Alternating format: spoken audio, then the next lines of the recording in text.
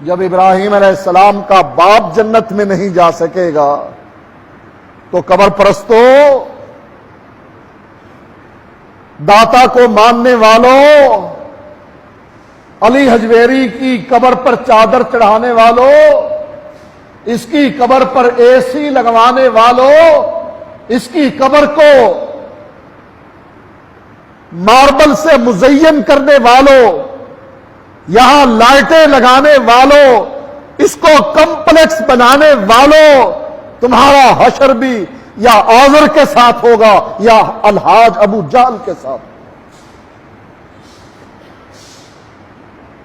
توبہ کر لو اس شرک سے، جس شرک کے بارے میں اللہ نے اپنا گھر جب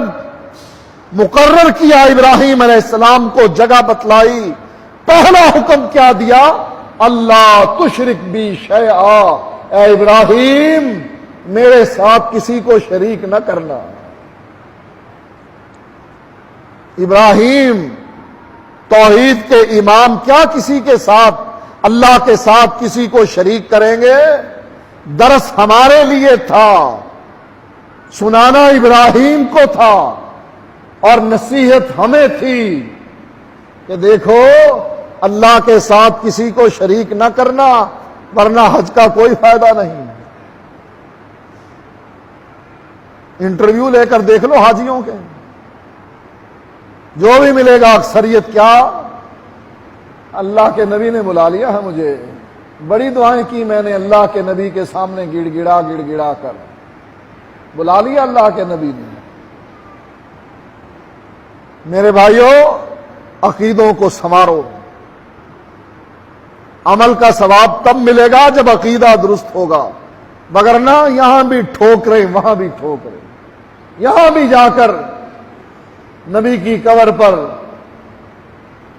روزے دی جالی سانو چوم لین دے، یہاں بھی ڈنڈے وہاں بھی ڈنڈے۔ عقیدہ اپناؤ گے، رب کی طرف سے سلام آئے گا، رب کا پیام آئے گا، جنت کی خوشخبری ملے گی، اللہ میزبان ہوگا اور تم مہمان۔ اور جانتے ہو سب سے پہلے اللہ جو اپنے مہمانوں کی میزبانی کرے گا وہ مچھلی کا بڑا ہوا جگر کا ٹکڑا ہوگا